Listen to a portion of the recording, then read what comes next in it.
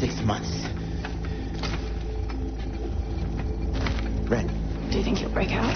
Welcome back to Movie Recaps. In the 2017 film Other Life, be ready for spoilers. The movie begins with intense music and a close-up of Ren Amari's blue eye, leading to a scenic bridge shot. Ren, alongside Jared Amari, debates a swim in their wetsuits, eventually diving into the ocean. The film cuts to Ren surrounded by empty eyedroppers and black fluid, marking a countdown to Other Life's launch. In an interview, she discusses a break in her career due to her brother's near drowning, leaving him comatose. Other Life, a groundbreaking biological software, creates indistinguishable memories from reality. Ren attempts to use it on her brother, seeking to reawaken his consciousness. In Other Life, Ren Amari ignores a call from her father, heading to work for a busy day. She experiences a glitch in a snowboarding simulation, needing Byron's help after being trapped for 6 days. During an interview, Ren acknowledges the risks of Other Life, such as seizures, but advocates for responsible usage. Co-founder Sam presents Other Life as a time-expanding experience at a sales meeting, but Ren and Sam clash over the company's future. Post-meeting, Ren unexpectedly encounters Danny, reminded of their missed date. Ren prioritizes work over a date with Danny, later fixing a glitch in the snowboarding simulation with Byron's help. She's surprised by a report on Other Life's long-term effects and emphasizes direct communication with Byron. As Byron and Danny leave, Ren stays behind, mulling over the potential for longer simulations. She conducts a swimming simulation involving her brother, marking her 340th test, and notes it still requires further testing. The interviewers explore Other Life's medical applications for brain and memory disorders, but express concerns about the ethical implications. Ren tries Other Life on her comatose brother again, seeing hopeful signs in his eye twitch. A nurse downplays this as a common occurrence. Back home, Ren reviews her data. She receives a call from Byron and Danny, and an email from her father about the possibility of withdrawing her brother's life support. Ren discusses Other Life's ethics with her father at university, focusing on its use for her comatose brother. Her father worries about glitches, comparing them to mental conditions while considering ending life support.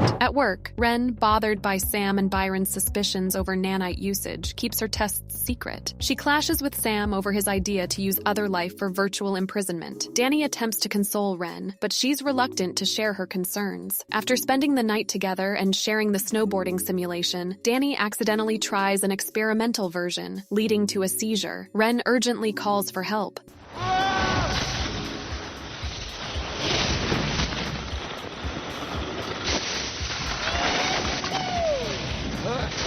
With the Other Life launch nearing, Ren and Sam clarify with lawyers that it's software, not a drug. Sam questions Ren about the simulation that caused Danny's seizure, which she had solely tested. Meanwhile, Ren stays quiet when asked about her ambitions for the technology in an interview. To avoid legal repercussions and save the company, Sam proposes a deal. Ren will undergo a 1-year confinement in Other Life instead of facing charges. Ren, you gave Danny an untested sample and he died. Consider the alternative.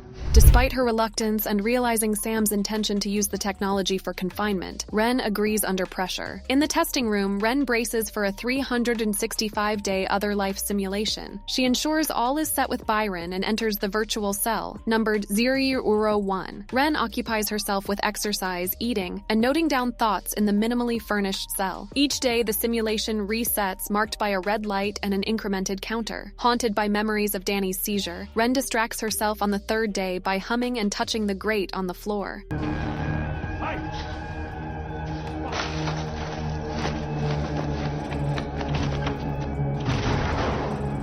During her simulation, Ren reflects on a past swimming incident with her brother. When her 365-day Other Life simulation resets unexpectedly, she panics, escapes from her cell, and flees in a stolen truck. Encountering a world filled with Other Life ads, she discovers her workplace empty and, after changing clothes, learns from a magazine that she was presumed to be in Italy for a year. At the police station, no charges against her are found, and the cell is empty. Filed but never active.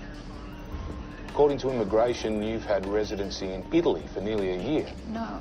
Her apartment is occupied by someone else. Sam tries to approach her, but she avoids him and seeks Cass's help. Cass informs Ren that everyone thought she had left for Italy. So where have you been? You sound crazy. Well, it's all been pretty normal so far. Ren reunites with Danny, who survived the swimming simulation. Together with Cass and Danny at a restaurant, Danny recounts his traumatic experience in the simulation, mentioning he recovered after a week in the hospital. Other Life's launch, focusing on virtual confinement, is successful. Ren, intent on revealing the truth, weighs Danny's advice to flee or expose the situation. She reveals using her father's patent for Other Life, now taken over by Sam. Ren and Danny, using Cass's ID, break into the Other Life office. Once you were gone, Sam put me to work sorting through it all. He was convinced there were other applications for Other Life he must have been withholding. While Danny distracts Byron, Ren retrieves data from his computer. Their quick escape results in Cass being caught by the authorities. Needing an Other Life printer, Ren and Danny head to her father Robert's house. Finding the house empty, Ren starts working on her project. After spending the night, they share a moment the next morning. Ren's apology to Danny leads to reconciliation. Danny Lowe, this is my father, Dr. Robert Amari. Hi, Dr. Amari. Read all your work.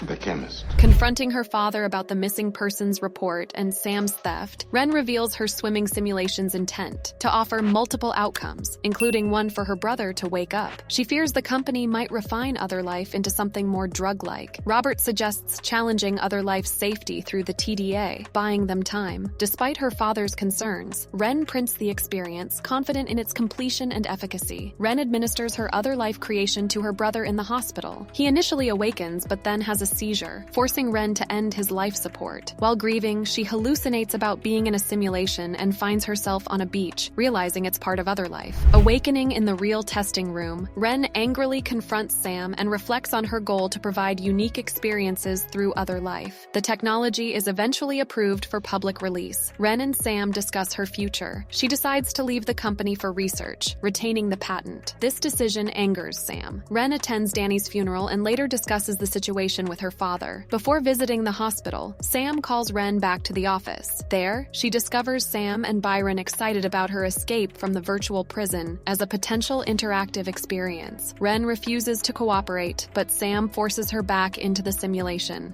Oh, screw the prison. Make me a drug that gives people fully interactive experiences. No, we have done this. What? It doesn't matter. She wakes herself up and retaliates by subjecting Sam to the same experience. She waits until he completes the full cycle before awakening him. Finally, Ren meets her father at the hospital to grieve Jared's passing and returns to the bridge at the beach, contemplating the ocean. I know where we can find one. That wraps up our trip through the thrilling Other Life. If you were gripped by its mix of tech, ethics, and drama, hit like, share, and subscribe for more movie recaps. Stay tuned for our next film exploration and keep your passion for cinema alive. Catch you at our next recap.